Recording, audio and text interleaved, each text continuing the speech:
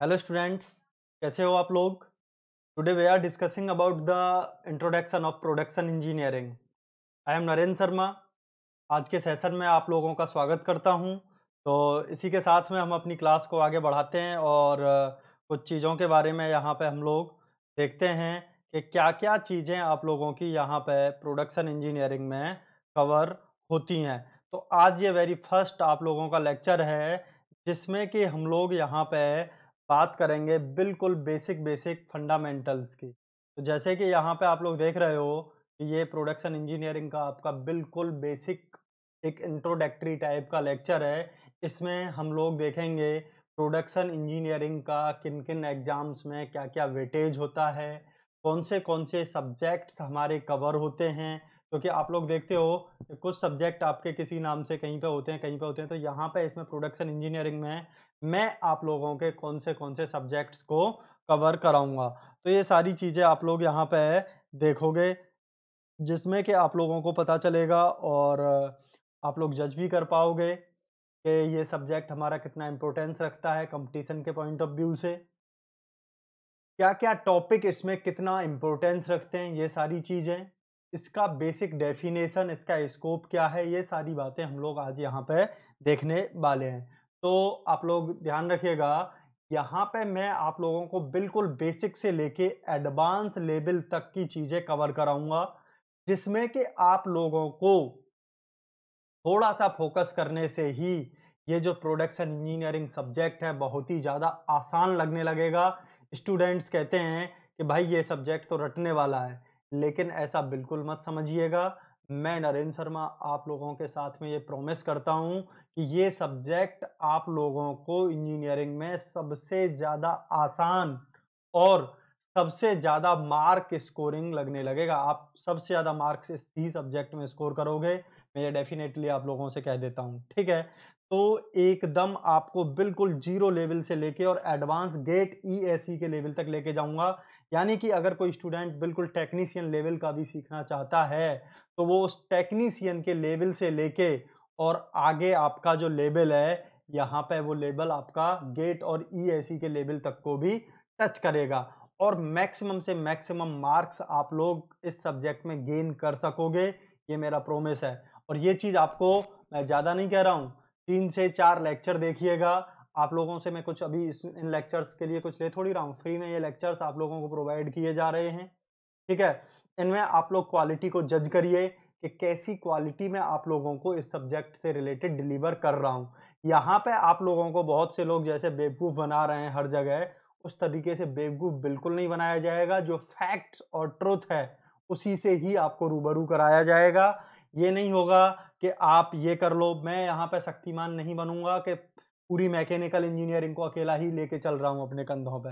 मैं एक आध ही सब्जेक्ट आप लोगों को पढ़ाऊँगा, ज़्यादा से ज़्यादा 2 या 3 सब्जेक्ट्स, लेकिन वो 2-3 सब्जेक्ट आपके इतने स्ट्रॉन्ग लेवल के रहेंगे, आप लोगों को लगने लगेगा कि हाँ, चीज़ें हमारी अच्छी हो रही हैं।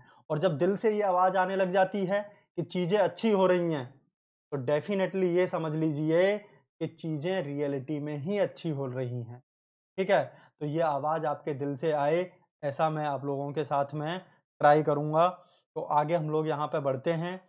यहाँ पे आप लोगों के कौन से सब्जेक्ट्स कवर होंगे प्रोडक्शन इंजीनियरिंग में, ये आप लोग देख लीजिए।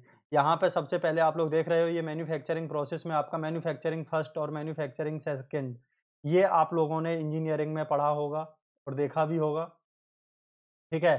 तो यहाँ पे मैन्युफैक्चरिंग प्रोसेस में ये वो सब्जेक्ट है जिसमें कि हम किसी प्रोडक्ट को बनाने के लिए यानी कि किसी प्रोडक्ट की मैन्युफैक्चरिंग करने के लिए या ये कह सकते हो सिंपल वर्ड्स में किसी रॉ मटेरियल को फिनिश्ड प्रोडक्ट में कन्वर्ट करने के लिए जो स्टेप्स या जो प्रोसेसेस या जो टेक्निक्स हम यूज़ करते हैं वो मैन्युफैक्चरिंग टेक्निक या मैन्युफैक्चरिंग प्रोसेसेस कहलाती हैं। समझ में आ गया होगा, तो ये बात आप लोगों को क्लियर हो गया। अब इसके बाद में हम लोग यहाँ पे मटेरियल साइंस के बारे में पढ़ेंगे। मटेरियल साइंस में हम क्या पढ़ेंगे भैया आप लोगों ने अभी पहले ही सुना, मैंने अभी मैन्युफैक्चरिंग प्रोसेस में एक बात कही थी कि जो रॉ मटेरियल होता है, उस रॉ मटेरियल को हम किसमें कन्वर्ट करते हैं? फिनिश्ड प्रोडक्ट में कन्वर्ट करते हैं। समझ रहे हो ना, किस में कन्वर्ट करते हैं? फिनिश्ड प्रोडक्ट में कन्वर्ट करते हैं। और उस फिनिश्ड प्रोडक्ट में उस रॉ मटेरियल को कन्वर्ट करने के बाद, समझ रहे हो, आप लोग एक ऐसा प्रोडक्ट लेते हैं जो कि मार्केट में सेल हो सकता है। लेकिन आपने कभी सोचा है कि ये प्रोडक्ट जिस जगह से या जिस चीज से बनाया गया है उसमें जो मटेरियल यूज हुआ है उसकी क्या प्रॉपर्टीज थी, क्या स्पेसिफिकेशंस थे, क्या उसमें आप लोगों के कंपोजिशंस थे? ये सारी की सारी चर्चाएं आप लोगों ने कहाँ पे देखी? ये सारी की सारी बातें आप लोगों ने कहाँ से सीखी? ये सारी बातें आप लोगों को बताई किसने? मटेरियल साइंस ने बताई ये चीजें। ठीक है। इसके बाद हम लोग मेजरमेंट एंड मेट्रोलॉजी के बारे में पढ़ेंगे। भैया किसी भी मटेरियल की फिजिकल प्रॉपर्टी, उसका शेप क्या है, साइज क्या है, ठीक है, इंटरचेंजेबिलिटी की भी जरूरत होती है। तो ये सारी चीजें, जैसे कि मान के चलिए कोई पार्ट है, वो जिस साइज का होगा उसी साइज का ही तो किसी मशीन में या किसी जगह पे आप रख सकते हो। उससे छोटा या बड़ा साइज का अगर बन गया तो वो आपकी यूटिलाइजेशन में आने लायक ही नहीं रहेगा। ठीक है, तो ये बात आप लोग ध्यान रखिएगा। मेजरमेंट एंड मेट्रोलॉजी में हम लोग मेजरिंग इंस्ट्रूमेंट्स के बारे में पढ़ेंगे। यहाँ पे CAD CAM and CIM, computer aided design. किसी प्रोडक्ट को बनाने के लिए उसकी डिजाइन, पहले आप लोगों ने देखा होगा वैसे ही हम लोग फॉर्मुलेट करके डिजाइन निकालते थे। ठीक है, आजकल क्या है कि कंप्यूटर एडेड डिजाइन में हम लोगों ने सारे एनालिसिस के फॉर्मूले डाले होते हैं, वहां पे हम लोग डाल देते हैं कि इतनी लेंथ है हमारे मटेरियल की, इतना ये है, उतना वो है। तो वहां से हमें पता चल जाता है क्या ये मटेरियल हमारा रिलायबल है कि नहीं है, क्या ये फेल हो जाएगा इतना लोड डालने पे। तो इन सारी चीजों पे चर्चा हम लोग कहाँ पे करते हैं? इन चीजों पे चर्चा हम लोग कंप्यूटर एडेड डिजाइन में करते हैं। इसके बाद हम लोग यहाँ पे बात करेंगे कंप्यूटर एडेड मैन्युफैक्चरिंग में। कंप्यूटर एडेड मैन्युफैक्चरिंग में सिंपली कुछ नहीं होता है। यहाँ पे हम लोग जो मैन्युफैक्चरिंग प्रोसेस करते हैं उसमें हमारा क्या होता है, कंप्यूटर प्रोग्रामिंग पहले से सेट कर दी जाती है। उस प्रोग्रामिंग के अकॉर्डिंग ही हम लोगों के ऑपरेशन मशीन के द्वारा ऑटोमेटिकली परफॉर्म हो जाते हैं। ऐसे ही हमारा कंप्यूटर इंटीग्रेटेड मैन्युफैक्चरिंग है। ये भी आप लोगों की कंप्यूटर इंटीग्रेटेड मैन्युफैक्चरिंग में हेल्प करता है। प्रोडक्ट्स को बनाने में जो आपकी मैन्युफैक्चरिंग प्रोसेसेस यूज होती हैं उनमें ये आपकी हेल्प करता है। इंडस्ट्रियल मैनेजमेंट आप लोगों को बताता है बच्चों के इसके बारे में, प्रोडक्शन मैनेजमेंट के बारे में। ठीक है, तो प्रोडक्शन मैनेजमेंट के बिना कुछ भी नहीं है, आप लोग ये जानते हो। और आप लोगों ने देखा होगा गेट में, ईएसी में और आप लोगों का डीएमआरसी में और भी बहुत सारे एग्जाम्स में जिनमें कि इंडस्ट्रियल इंजीनियरिंग का आजकल बहुत ही ज़्यादा रोल है। ये बात ध्यान रखिएगा। ठीक है, अब देखिए यहाँ पे आप लोगों का weightage of production engineering in various exams, कौन से एग्जाम्स में आपका कितना परसेंट प्रोडक्शन का रोल होता है, ये आप लोग जान लीजिए। सबसे पहले यहाँ पे हम लोग बात कर रहे हैं गेट की। ठीक है, गेट के एग्जाम की अगर हम लोग बात करें तो गेट के एग्जाम में अराउंड 20% ना, ये आपका यहाँ पे क्या शो कर रहा है, ये आपका यहाँ पे गेट को शो कर रहा है, गेट के एग्जाम को शो कर रहा है। अराउंड 20%, समझ रहे हो, अराउंड 20% आपका टोटल सिलेबस में से किस में से आता है, प्रोडक्शन इंजीनियरिंग में से आता है। ठीक है, यानी कि 20% टेक्निकल में अगर बात करें तो ओनली 25% हो जाता है, क्योंकि 15 नंबर का अगर नॉन टेक हटा देते हो तो उसके बाद में आपका 25% आपका, अगर टेक्निकल में से बात करो तो अकेला प्रोडक्शन इंजीनियरिंग से ही कवर होता है। तो ये गेट के लिए भी बहुत ही इंपॉर्टेंस रखने वाला सब्जेक्ट है। अराउंड आपका टोटल इंजीनियरिंग के सब्जेक्ट्स में 25% ईएसी में रोल प्ले करता है, ये सब समझ रहे हो। एसएससी जेई में भी ये आपका अराउंड 12 टू 14% रोल प्ले करता है। एसएससी जेई के पेपर फर्स्ट में, अगर पेपर सेकंड की बात की जाए वहां पे 20% रोल प्ले, समझ रहे हो। आरआरबी जेई में आप लोगों ने देखा होगा 60 टू 65% आपका प्रोडक्शन इंजीनियरिंग से ही आया था। ठीक है, जो कि आप लोगों ने देखा होगा जेई का भी एग्जाम जो हुआ है। डीएमआरसी जेई की अगर बात करो, यहाँ पे डीएमआरसी जेई की बात हो रही है, इसमें भी अराउंड आपका 25% यहाँ पे आता है। स्टेट एई जेई की बात करो तो यहाँ पे भी 25% तक आपका आता है। CIL की बात करो तो इसमें आपका 50 टू 55% आपका प्रोडक्शन से पूछता है। इसके बाद इंडियन ऑर्डिनेंस फैक्ट्री की बात करो तो इसमें 60 टू 65% तक आप लोगों का प्रोडक्शन से पूछता है। समझ रहे हो? तो ये जो सारी चीजें हैं आपकी, ये आप देख रहे हो कि ये सब्जेक्ट आपका इतने सारे मैकेनिकल में सब्जेक्ट होने के बावजूद भी इतना ज़्यादा बड़ा रोल प्ले करता है। आप एसएससी जेई में अगर प्री क्वालीफाई कर लेते हो बिना प्रोडक्शन के, तो मेंस में आप सपने भी नहीं देख सकते हो कि आप लोगों का एग्जाम क्रैक हो जाएगा। तो इसीलिए ये सब्जेक्ट बहुत ही बड़ा रोल प्ले करता है आप लोगों के सिलेक्शन में। किसी भी फील्ड में, इंजीनियरिंग के में, आप लोगों के लिए प्रोडक्शन इंजीनियरिंग बहुत ही ज़्यादा इम्पोर्टेंस रखने वाला सब्जेक्ट है। अब यहाँ पे देखिए व्हाट इज प्रोडक्शन इंजीनियरिंग। यहाँ पे हम लोग अब इस सब्जेक्ट की ओर बढ़ते हैं। ये सब्जेक्ट आपका क्या कह रहा है, ये आप लोग देखिए यहाँ पे। तो ये सब्जेक्ट आप लोगों का कह रहा है यहाँ पे बच्चों कि it is deals with production of goods. ठीक है, क्या कह रहा है ये, प्रोडक्शन ऑफ गुड्स की बात कर रहा है and services and utilisation of resources, by the utilisation of resource. ठीक है, कोई भी डेफिनेशन आपको कभी भी दी गई हो, ये ध्यान रखिएगा, कोई भी डेफिनेशन आपको अगर कभी भी दी गई हो तो उसमें एक बात ध्यान रखिएगा, आप सबसे पहले उसके कीवर्ड्स के बारे में देखिए कि उस डेफिनेशन में कौन से कीवर्ड्स आप लोगों के दिए गए हैं। ठीक है, कौन से कीवर्ड्स आप लोगों के दिए गए हैं। तो सबसे पहला कीवर्ड जो है वो है आपका यहाँ पे प्रोडक्शन ऑफ गुड्स। ठीक है, क्या है यहाँ पे, प्रोडक्शन ऑफ गुड्स, जो कि आपका कैसा है यहाँ पे, सॉलिड है। इसके बाद आपका दूसरा क्या है यहाँ पे, सर्विसेज। और तीसरा कीवर्ड यहाँ पे आप लोगों का क्या कह रहा है बच्चों, रिसोर्सेज के बारे में बात कर रहा है। इसके बारे में बात कर रहा है, रिसोर्सेज के बारे में बात कर रहा है। तो यहाँ पे प्रोडक्शन ऑफ गुड्स जो है ये आप लोगों का बात करता है किसकी, मैन्युफैक्चरिंग प्रोसेस। ठीक है, मैन्युफैक्चरिंग प्रोसेस की बात करता है। और सर्विसेज जो वर्ड है यहाँ पे, ये बात करता है आपका प्रोडक्शन मैनेजमेंट का।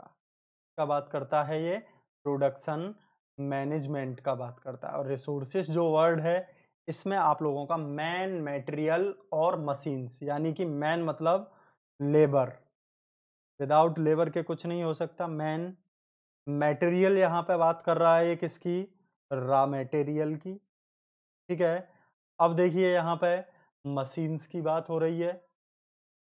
आप लोगों का कैपिटल भी जो है वो भी किस में आता है, रिसोर्सेस में आता है। और कैपिटल के बाद में आप लोगों का जो ट्रांसपोर्टेशन, ठीक है, जो आप लोगों का ट्रांसपोर्टेशन सिस्टम है, बस ट्रक आपके सामान को एक जगह से दूसरी जगह पे जो ले जाने का काम करते हैं, उस ट्रांसपोर्टेशन सिस्टम को भी हम लोग किस में लेके चलते हैं, रिसोर्सेस में लेके चलते हैं। और भी आप लोगों का जैसे इलेक्ट्रिसिटी हो गया, ये सारी चीज़ें हो गई, ये सारी चीज़ें आपकी किस में आती हैं बच्चों, रिसोर्सेस में ही आती हैं। ये बात आप लोग यहाँ पे ध्यान रखिएगा। तो यहाँ पे आप लोगों ने क्या देखा, प्रोडक्शन ऑफ गुड्स, यहाँ पे मैन्युफैक्चरिंग प्रोसेस की बात होती है, यानी कि production engineering is the combination of production process, यानी कि मैन्युफैक्चरिंग प्रोसेस और प्रोडक्शन मैनेजमेंट। तो प्रोडक्शन मैनेजमेंट में आप लोगों का क्या क्या चीज़ें आती हैं, जैसे कि आप लोगों का डिजाइन, ठीक है, डिजाइन क्या करना है, कैसे करना है, ये सारी चीज़ें आपकी प्रोडक्शन मैनेजमेंट में आती हैं। Quality control and quality assurance etcetera, ये सारी चीज़ें आपके प्रोडक्ट को जो आप बना रहे हो उसकी क्वालिटी कैसी है, कैसी क्वालिटी नहीं है, ये सारी चीज़ें आपकी किस में आती हैं बच्चों, सर्विसेज में आती हैं। ये बात आप लोग यहाँ पे ध्यान रखिएगा। तो ये चीज़ आप लोगों ने देखी, यहाँ पे आप लोगों का प्रोडक्शन ऑफ गुड्स, सर्विसेज और रिसोर्सेज की हम लोग यहाँ पे जो बात कर रहे हैं, ये कह सकते हो आप लोगों के की पार्ट्स हैं प्रोडक्शन इंजीनियरिंग के। जैसे कि किसी मशीन को चलाने के लिए उसके अंदर पार्ट्स का होना ज़रूरी है, ऐसे ही प्रोडक्शन इंजीनियरिंग के लिए यहाँ पे इन की पार्ट्स का, कीवर्ड्स का होना ज़रूरी है। जैसे कि प्रोडक्शन ऑफ गुड्स, अगर प्रोडक्शन ऑफ गुड्स नहीं होगा तो कुछ नहीं हो सकता। सॉलिड वर्ड इसलिए यूज़ किया है मैंने क्योंकि मैन्युफैक्चरिंग में हम लोग लिक्विड चीज़ों का यहाँ पे डिस्कशन नहीं करते, क्योंकि जो भी प्रोडक्ट आपका फाइनल प्रोडक्ट बनता है मैन्युफैक्चरिंग होने के बाद, एक बार को रॉ मटेरियल जो होगा वो लिक्विड स्टेट में ले सकते हो, जैसे कि कास्टिंग में लिया जाता है, ठीक है। लेकिन एक बात ध्यान रखिएगा, यहाँ पे आप लोगों का ये जो बात हो रही है, जो फाइनल प्रोडक्ट बन के जो आपका निकलेगा वो हमेशा कैसा होगा, सॉलिड ही होगा। ये बात आप लोग अपने माइंड में नोट करके रखिएगा, ठीक है। कास्टिंग में जैसे कि लिक्विड स्टेट में होता है, लेकिन फाइनल प्रोडक्ट जो बन के निकलता है बच्चों, वो कैसा निकलता है आप लोगों का, सॉलिड निकलता है। ये बात आप लोगों की क्लियर हो रही होगी यहाँ पे। अब हम लोग नेक्स्ट यहाँ पे बात करते हैं एम ऑफ प्रोडक्शन इंजीनियरिंग की। किसकी बात करते हैं, प्रोडक्शन इंजीनियरिंग के एम की। क्यों पढ़ते हैं आखिरकार हम भाई प्रोडक्शन इंजीनियरिंग को, ठीक है। तो प्रोडक्शन इंजीनियरिंग का कंट्री लेवल पे गोल क्या होता है, to increase growth and development of any country, ठीक है। किसी भी कंट्री का जो ग्रोथ है, जीडीपी है या डेवलपमेंट है, वो मैन्युफैक्चरिंग पे ही तो डिपेंड करता है। अगर आपकी इंडस्ट्रीज नहीं होंगी तो कंट्री की इनकम कहाँ से होगी भाई। जिन कंट्रीज में आपकी मैं मान के चलिए, जिन कंट्रीज में आपकी मैं मान के चलिए इंडस्ट्रीज हैं, वहीं तो लोगों के पास में काम है। जब काम है तो उनके पास पैसा आ रहा है, तभी तो वो टैक्स पे कर पा रहे हैं। और टैक्स पे जब वो कर पा रहे हैं तो आप लोग एक बात अच्छे से ध्यान रखते हो और जानते भी हो, जब वो लोग टैक्स पे कर रहे हैं तो कंट्री का जो जीडीपी है और रेवेन्यू है वो बढ़ेगा। रेवेन्यू बढ़ेगा तभी तो कंट्री कहीं पे डैम बनवा पाएगी, कहीं पे रोड बनवा पाएगी। जब उसके पास पैसा होगा, पैसा नहीं होगा तो वो कहाँ डेवलपमेंट कर पाएगी। तो किसी भी कंट्री के डेवलपमेंट में इंडस्ट्री का होना बहुत जरूरी है, समझ रहे हो। और आज के टाइम पे आजकल देख रहे हो आप लोग, इंडस्ट्रीज की कमर तोड़ी जा रही है, ठीक है, हर तरीके से। कुछ ही एक आध इंडस्ट्रियलाइजिस्ट को ही आगे बढ़ाया जा रहा है, बाकी के लोगों के साथ में अन्याय हो रहा है। तो ऐसे कंट्री का ग्रोथ नहीं होगा। कंट्री का ग्रोथ होने के लिए क्या होगा, आप लोग जानते हो बहुत अच्छे से।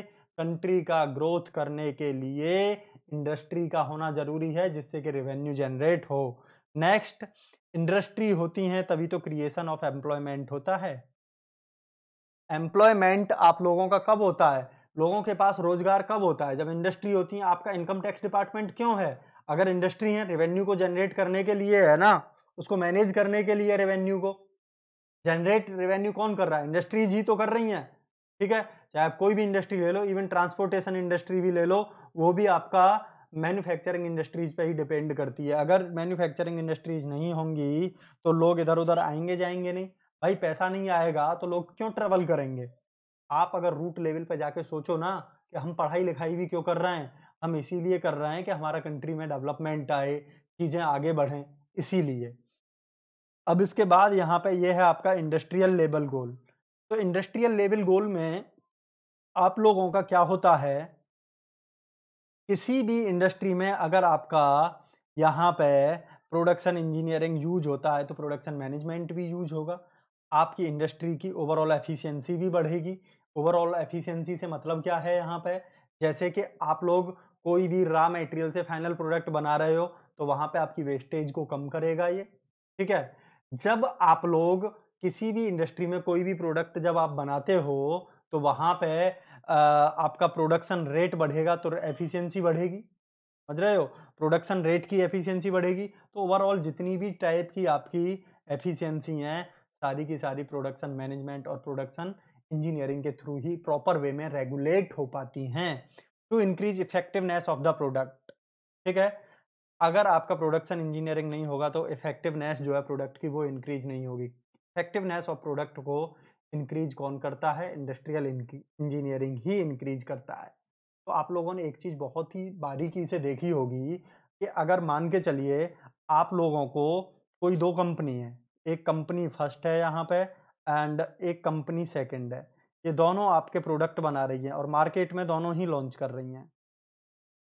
जैसे कि कंपनी फर्स्ट आपका एक बिस्किट बना रही है, ठीक है? और दूसरी कंपनी भी आप लोगों का एक बिस्किट बना रही है यहाँ पे, ठीक है? गड़बड़ हो गया है यहाँ पे, ठीक है? ये भी एक बिस्किट बना रही है कंपनी। तो यहाँ पे आप लोग देख रहे हो, ये दोनों बिस्किट की जो कंपनी है, आप लोग जिसकी क्वालिटी अच्छी होगी उसको ही तो आप खरीदोगे। हुँ? अगर आपकी क्वालिटी अच्छी नहीं है प्रोडक्ट की तो आप क्यों खरीदोगे? नहीं खरीदोगे ना। तो प्रोडक्ट की जब क्वालिटी अच्छी होगी, इफेक्टिवनेस अच्छी होगी तभी तो मार्केट में वो सेल होगा। तो प्रोडक्ट की इफेक्टिवनेस को अगर आप इंक्रीज़ कर लेते हो प्रोडक्शन इंजीनियरिंग के थ्रू, तो प्रोडक्ट की आपके की मार्केट में डिमांड बढ़ेगी। मार्केट में डिमांड बढ़ेगी तो आपका कंपनी का रेवेन्यू जनरेट होगा।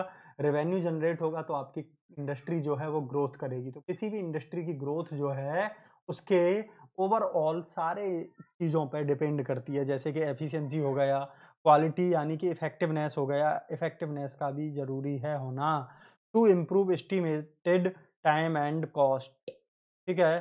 टाइम एंड कॉस्ट की यहाँ पे बात करें हम लोग, तो यहाँ पे आप लोग क्या देखते हो, आप लोगों का जो प्रोडक्ट को बनाने का टाइम है, वो अगर आपके प्रोडक्ट को टाइमली समझ रहे हो? अगर आप अपने प्रोडक्ट को टाइमली डिलीवर कर देते हो, तो ही आपका कस्टमर सैटिस्फाई होगा। मान के चलिए किसी ने कार खरीदी, ठीक है?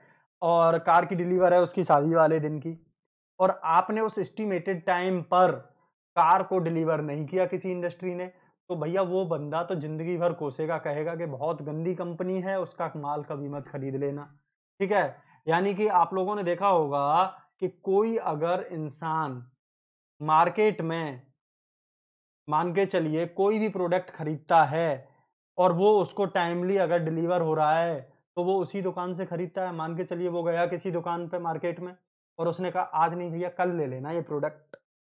कल गए उसके पास में, कल भी बोला भैया कल नहीं परसों ले लेना अच्छा रहेगा। फिर गए उसके पास में फिर ऐसे कह दिया, तो टाला-टूली आप लोग ज़्यादा दिन तक नहीं झेल सकते ना जी, ठीक है? उसके बाद आप क्या करोगे? कहोगे कि भाड़ में जाए तू, अब तेरी दुकान से हम प्रोडक्ट नहीं खरीदेंगे। आगे भी बोलोगे अबे यार उसकी दुकान पे कुछ सामान नहीं रहता, बर्बाद है उसकी दुकान तो। तो लोग उसकी दुकान से प्रोडक्ट खरीदने ही नहीं जाएँगे, तो उसकी सेल डाउन होगी तो उसकी दुकानदारी कम होगी। ऐसे इंडस्ट्री के लेवल पे होता है। कोई अगर इंडस्ट्री वाला बंदा माल की सप्लाई टाइमली नहीं करता है, तो कुछ टाइम के बाद में कस्टमर्स का फेथ जो उसके क्लाइंट हैं, उनका फेथ उससे हटने लग जाता है, ठीक है? कॉस्ट अगर मान के चलिए मार्केट में कोई प्रोडक्ट आप लोग सेल कर रहे हो, उसकी जो कॉस्ट है, बात को बहुत ध्यान से सुनिएगा, उसकी जो सेम क्वालिटी पे एक बिस्किट ये है और एक बिस्किट ये था। इसकी कॉस्ट ₹10 है और इसकी ₹40 है। क्वालिटी दोनों की सेम है। तो आप कौन-सा प्रेफ़र ज़्यादा करोगे? ये जल्दी प्रेफ़र करोगे।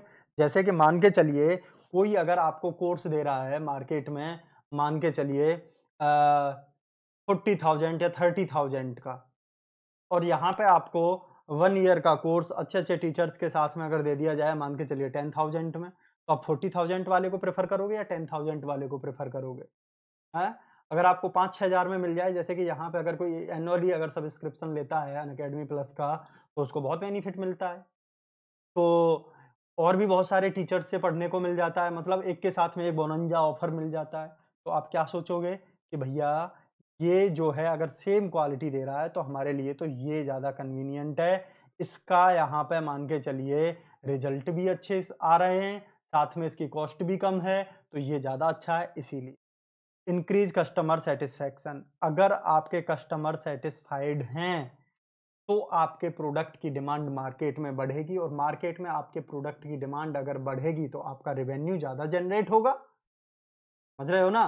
तो आपकी इंडस्ट्री ग्रोथ करेगी। अगर कस्टमर आपके सैटिस्फाई नहीं होंगे, तो आपकी मार्केट में जो आप लोगों की यहाँ पे आप देख रहे हो, मार्केट में जो साख है, वो खराब होगी, तो आपके प्रोडक्ट की सेल डाउन करेगी और सेल डाउन होगी तो प्रॉब्लम क्रिएट होगी।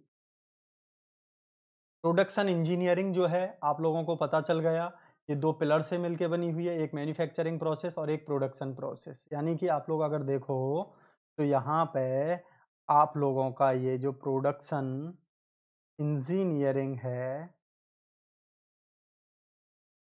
ये 2 पिलर से मिलके बन गया है एक आपका है यहाँ पे प्रोडक्शन प्रोसेस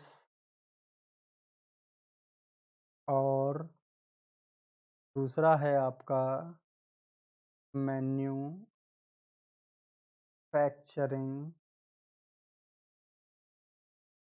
प्रोसेस। दूसरा आपका यहाँ पे क्या है, ये आपका मैन्युफैक्चरिंग प्रोसेस हो गया। दूसरा आप लोगों का यहाँ पे क्या है, production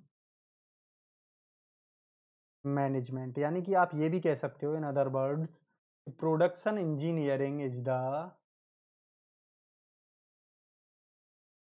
production engineering is the combination of manufacturing process and production management. ये दोनों एक दूसरे के यहाँ पे हेल्पफुल टूल्स हैं एक तरीके से, तब आपका प्रोडक्ट आप लोगों को अच्छा मिल पाता है। अब इसके बाद देखिए यहाँ पे आप लोगों का, जैसे कि हम लोगों ने यहाँ पे देखा, ये प्रोडक्शन प्रोसेस और मैन्युफैक्चरिंग प्रोसेस को पहले डिस्कस कर लेते हैं यहाँ पे डिटेल में, फिर प्रोडक्शन मैनेजमेंट को डिस्कस करेंगे। आज इंट्रोडक्शन में हम लोग यहीं तक चीज़ें देखेंगे, ठीक है।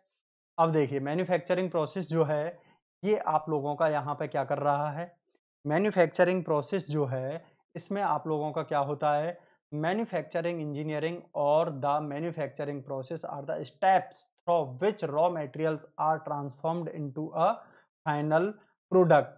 The manufacturing process begins with the product design and materials specification from which the product is made।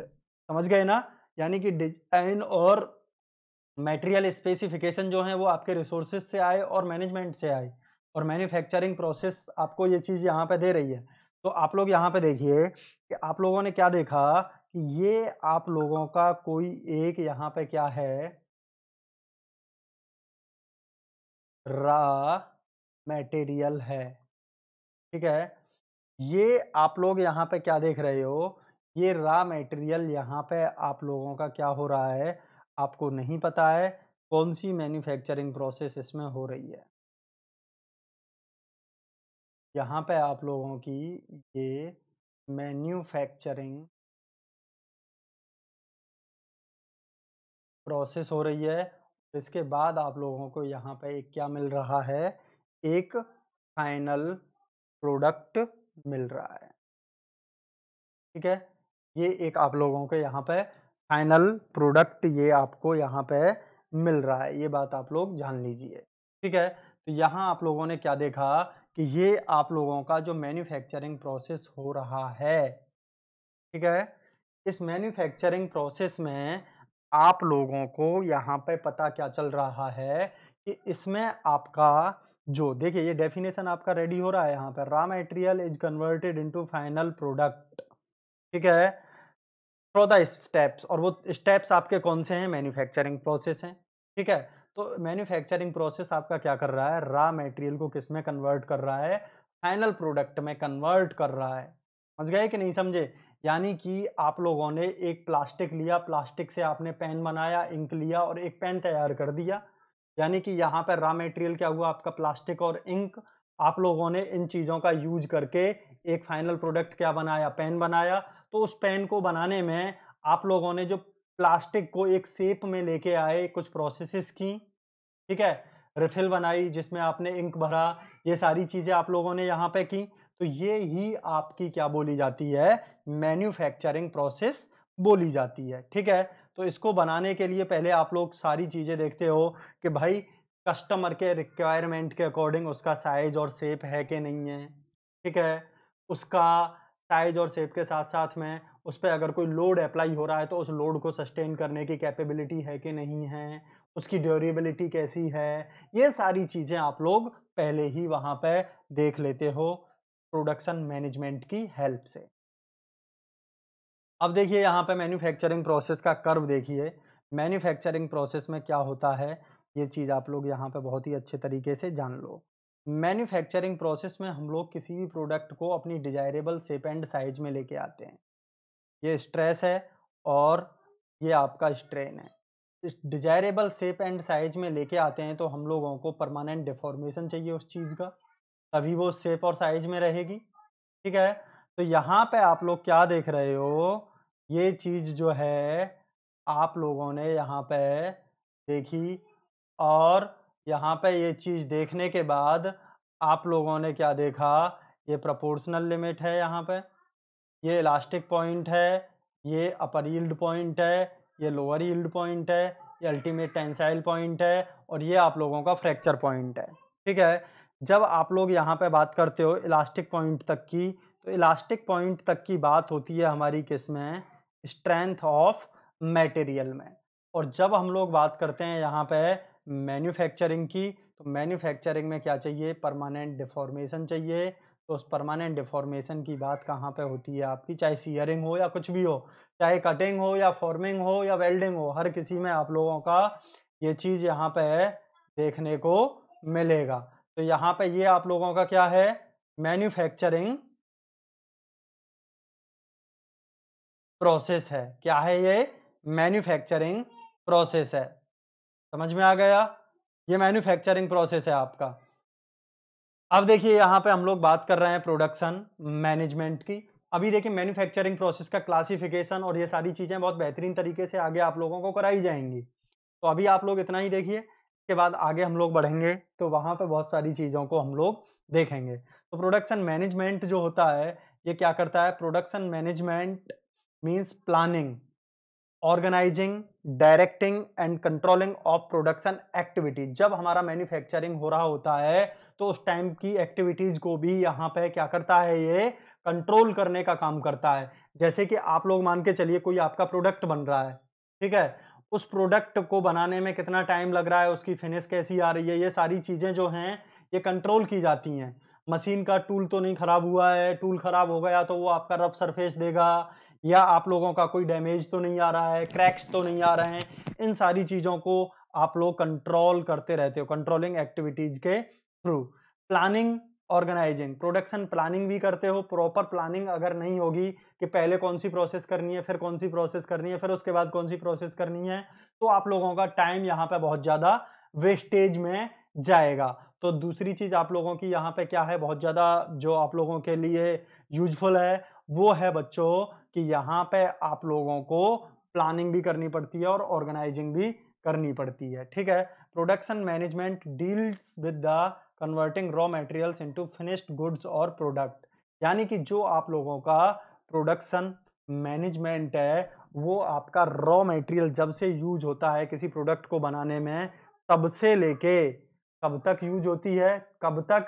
जब तक आपका फाइनल प्रोडक्ट मार्केट में सेल होने के लिए रेडी नहीं है। तो प्रोडक्शन मैनेजमेंट यहाँ पे आप लोगों का क्या-क्या बता रहा है? पहला है आपका यहाँ पे डिजाइन एंड डेवलपमेंट, ठीक है? तो पहला आप लोगों का क्या है यहाँ पे? Design and development, planning and control, implementation of the plan. Plan तो बना लिया लेकिन आप लोगों ने उसको इम्प्लीमेंट नहीं किया तो कोई फायदा नहीं, तो इम्प्लीमेंट करना पड़ता है।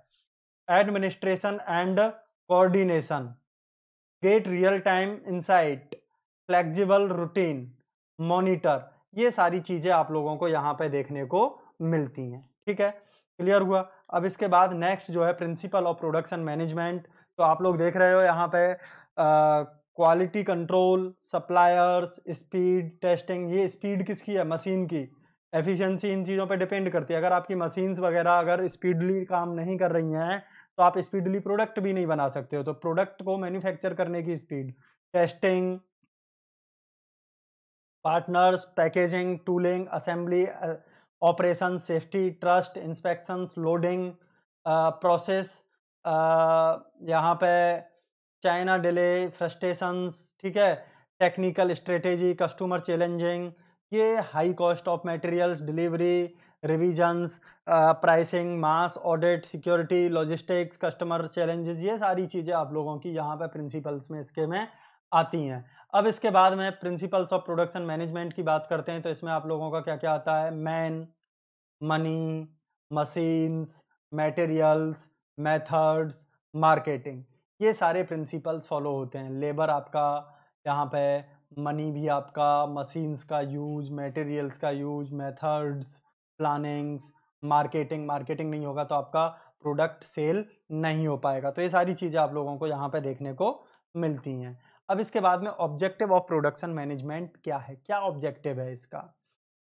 यहाँ पे ऑब्जेक्टिव की बात करें तो सबसे पहले जैसे कि ये बात करता है किसकी, क्वालिटी ऑफ प्रोडक्ट की। क्वालिटी बहुत ज़्यादा ज़रूरी है क्योंकि क्वालिटी अगर प्रोडक्ट की अच्छी नहीं होगी, अगर आप लोगों को कोई टीचर अच्छा नहीं पढ़ाता है तो आप उसका लेक्चर नहीं देखोगे। इसी तरीके से आप लोगों का अगर टीचर अच्छा नहीं होगा तो वो सिलेक्शन नहीं दिला पाएगा, आपको बेवकूफ़ भले बना लेगा थोड़ा मीठी-मीठी बातें करके, ठीक है?